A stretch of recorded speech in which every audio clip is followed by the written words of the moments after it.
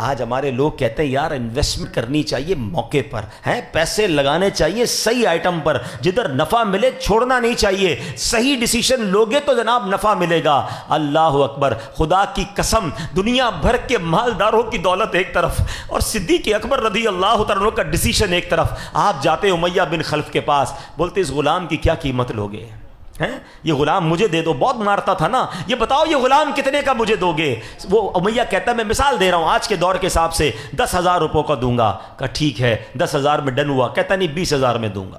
کہ 20,000 میں ڈن ہے؟ کہتا نہیں 30,000 میں دوں گا۔ یعنی اس زمانے کا جو کرنسی تھی، امیہ ریٹ بڑھاتا گیا، آپ اوکے کرتے گئے، امیہ پھر سودے سے پھر جاتا، پھر ریٹ بڑھاتا۔ اس زمانے میں مثال کے طور پہ اگر غلام کی قیمت 10,000 تھی، حضرت ابوبکر سے اس نے 1,00,000 روپے طلب کیے، بہت مہنگی رقم بڑھا دی۔ حضرت ابوبکر صدیق نے کہا مجھے منظور ہے، اب ڈیل ہو گئی۔ امیہ پتہ ہے کیا کہتا ہے؟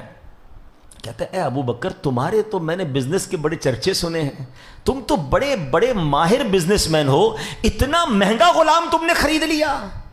آئے ہائے، سنو حضرت ابو بکر کا جملہ، کہتے تم اس کی قیمت کیا جانو امیہ، تم اس سے زیادہ مانگتے، میں اس سے زیادہ تمہیں رقم دیتا۔ اے میرے پیارے اسلامی بھائیوں، وہ ہستی جو تپتی ریت پر بھی احد کے نام نعرے بلند کرتی رہی، وہ ہستی جس کو کافر مارتے تھے کہ اللہ کے نبی کا انکار کرو، وہ غلام ہونے کے باوجود اللہ احد ربی اللہ کے نعرے بلند کرتا تھا، جس کو حضرت ابوبکر صدیق نے خرید کر اب امیہ بن خلف سے آزاد کیا۔ یہ کوئی اور نہیں ہے، یہ بھی کسی اور کی بات نہیں کر رہا، ہم سب کے امام، عاشق کے امام، مؤذن رسول حضرت بلال حبشی رضی اللہ تعالیٰ عنہ کی داستان ہے۔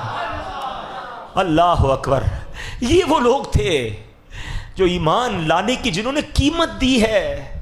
ٹرائی ٹو انڈرسٹینڈ، سمجھو۔ یا میرے بچوں جو نوجوان بیٹھے ہو نا، ہمیں تو پتہ ہی نہیں ایمان کیسے لایا جاتا ہے۔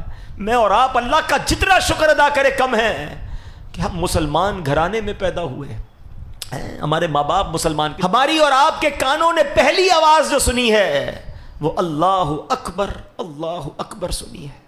اور ایک وہ لوگ تھے جب اللہ اکبر کہتے تھے تو مارتے تھے، نماز پڑھتے تھے تو مارتے تھے، کعبہ سامنے تھا طواف کرنے پر مارتے تھے، لہو لہان کر دیتے تھے۔ صحابہ کرام کو بڑا ستایا گیا پیارے اسلامی بھائیوں، چٹائیوں میں باندھ کر دھونی دی گئی ہے، دھوئیں میں دم گھٹایا گیا، ڈبکیاں دیتے تھے، مگر ایسا لگتا تھا کہ جان چلی گئی پھر چھوڑتے تھے۔ ذرا سوچئے میرے پیارے اسلامی بھائیوں، یہ کیسی داستان ہے۔